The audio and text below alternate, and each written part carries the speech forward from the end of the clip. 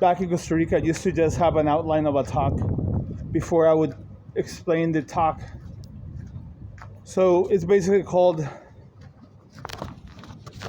Aiming for a Banking Job in London. And in an effort to try many different things, your bucket lister of things that you want to do before you die, I've tried to do all these crazy things that I never really, before I just had a lot of fear of doing. And I'm still trying to understand why I was so fearful. And I think it comes down to not really understanding who you are, or like just not really understanding your abilities and your shortcomings, which happens when we are raised in a repressive household. And this probably is what happened to me, but I'm not entirely sure. So in the last 5 years, I moved to a surfing town in Mexico, and I tried surfing. I did quite a lot of weightlifting in New York with like some of the biggest guys there, and built a massive body.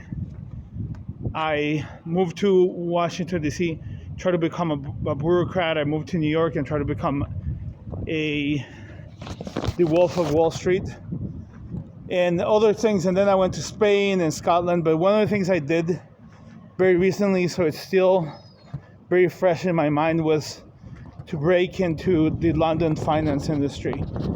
And I kind of knew that my chances were not extremely high, because after New York, I don't have a citizenship in Britain, and then I knew there's a lot of nationalism. All that being said, as a practice, as a mental gym, it was a good practice. I had gone to Scotland, things just really did not go how I wanted. So I was in London, and I wasn't really sure what to do.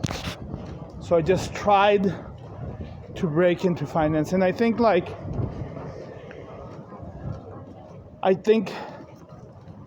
even though I have not seen the immediate results of this, I think I might see it in the near future, because there's skills that can be used almost in any setting.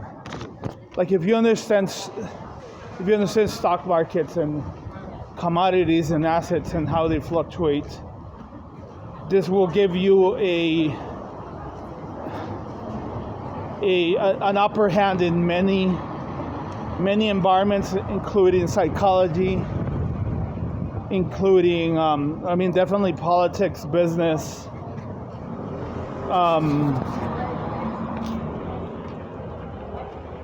Trying to think of other environments that are highly affected by the financial market. Entertainment is influenced by financial markets. So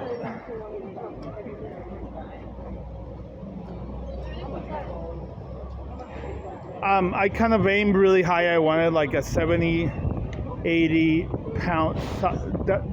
pounds a year job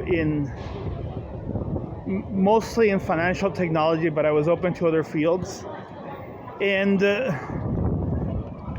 there's a certain beauty of aiming for this in England, because England has been known, since historical times, when the Brits basically, and I have another video of this, where the Brits kind of roamed the planet with their great ships and their crazy captains and pirates.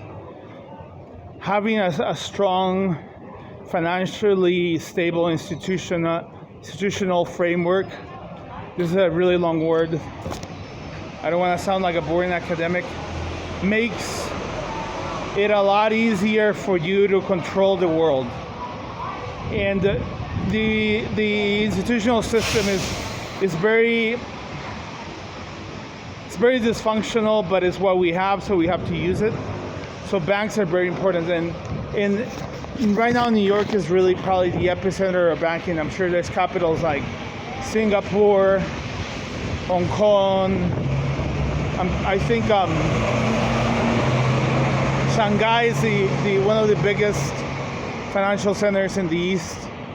Tokyo, but New York and London are the biggest London is the biggest in Europe, followed I think by Frankfurt, and I have to double check.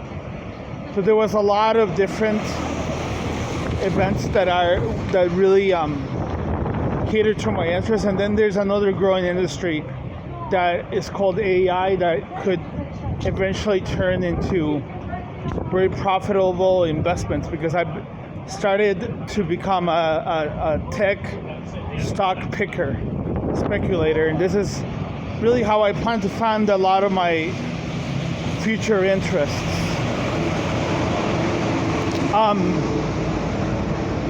So going back to London, and I have my list here.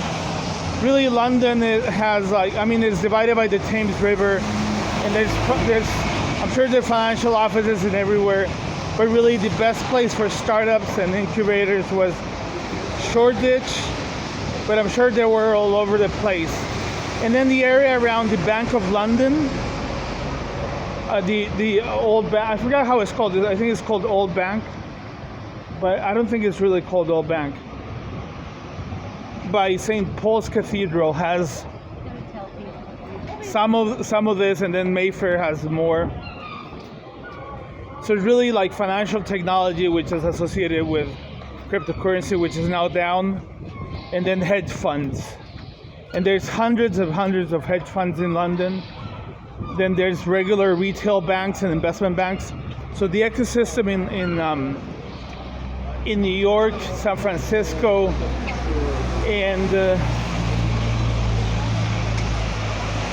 London, I think it's relatively comparable. That it's basically made up of investment banks and retail banks, and now there's a much more growing startup fintech sector. So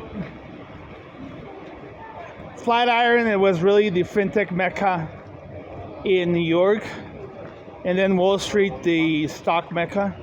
And then in London, Shoreditch was probably the fintech mecca, and then the Royal Stock Exchange, the stock mecca, I want to say. And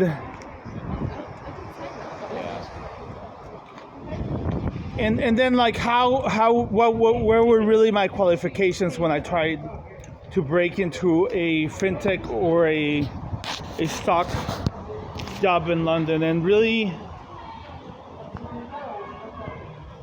my qualifications were a master's degree and PhD courses in economics, which I think is very, very important. Like I could really understand like how two variables relate through econometrics, which helps you predict the stock market. And then I really never took a lot of courses associated with finance when I was studying. I was mostly interested in politics and anthropology. This is just a recent interest. But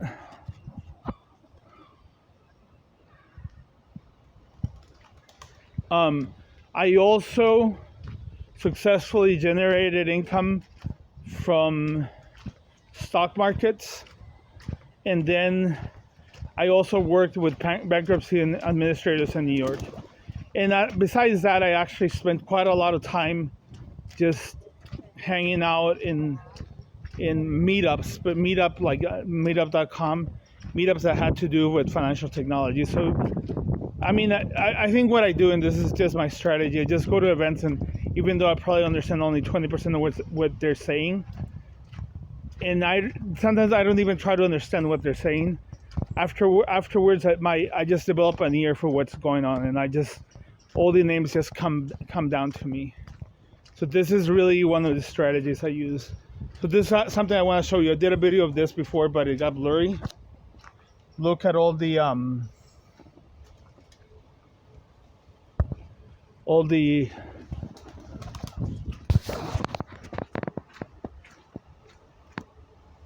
locks in this place in the pavilion.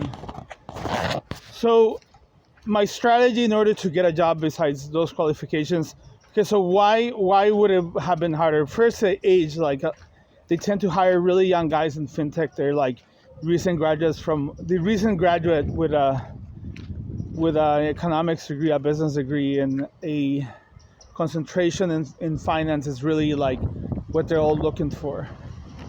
So I'm competing against that person who's 22. There's like really is really it really they would always prefer them.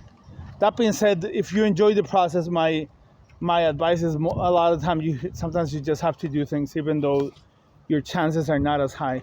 The other problem that I had is I'm not a British citizen, so this also presented itself as a problem when I was searching for those jobs. But I still tried, regardless of this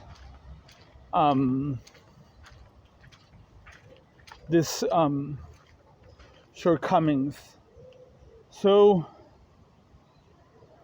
I can in other videos I can talk more of the comparison between a hedge fund, a retail bank, an investment bank, and then recently I met a guy who works for a development bank, but I don't think he really knew that he worked for a development bank. So the development bank is kind of like the World Bank, or the African Development Bank, or the Inter-American Development Bank. They're different than the other two that I mentioned, or even a hedge fund or a fintech startup. So London has like Revolut, which is huge. It has Monzo, which is relatively huge. Like these are like a lot of Europe uses a lot of the financial products that London has. Anywhere in Belarus or Romania will probably use some financial products that are based out of here, all the way up to Iceland.